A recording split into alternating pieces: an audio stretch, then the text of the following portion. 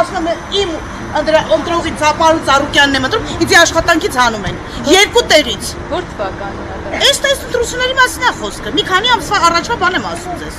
Ինձ եթե ես չեմ ընտրում Նիկոլին, ազատված ես, դուրս արի գործից, վաղվանից գործից չգաս, ինչի՞։ Որտեղ է աշխատել։ Կներեք չեմ կարող ասել, չեմ ուզում բարձրաձայնեմ, իրանք հպական է լավ էլ տենում են, լավ էլ գիտեն իրանց աշխատողներին լրացնել ուղղորդում են, որ տենց պետք է լինի։ Իսկ այսօր ես առանց գործ եմ։ Խի։ Նիկոլ, դե այդ պահի տունս, կարաս պահես թոշակառուիս։ Հաշվանդա թոշակառուն է, որ մերս չի քայլում։ Արի պահի տենամ կարաս պահես։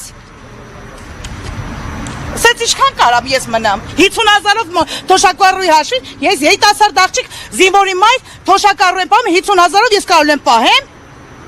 այս երկրում մի հատ լավ բան չտեսանք, այն մարդիկ, որ հայրենասեր են, հայրենիքի կողին կանգնած են, միշտ կոտրում են, եկեղեցու կողը կանգնած են, կոտրում են, մեր մշակույթը, մեր ինքնությունը կորցնում ենք, ռեստորանը աշխատում էր, երկիրը պետք է զարգանա, ընտանիքներ, սերունդներ պետք է ծնվեն, թե չէ։ Այսինքն կարծում եք, որ սա Գագիկ Ծառուկյանի հարցը չի, այլ ամբողջ Հայաստանի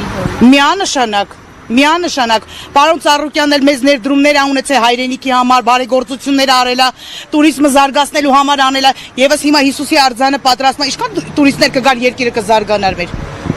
Ինչքան ենք հայտնի դարձել պարոն Ծառուկյանով ես մի Հայաստանը։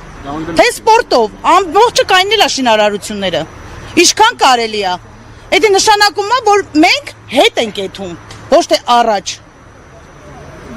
Չէ, ես աշխատանքի չեմ եղել, այդ օրը որտեղ մեր ռեստորանային համակարգը հարսանյական սրահա ինքը, այդ օրը հարսանիք մենք չենք ունեցել, մենք աշխատանքի չենք եղել։ Բայց դա էլ ձև չի։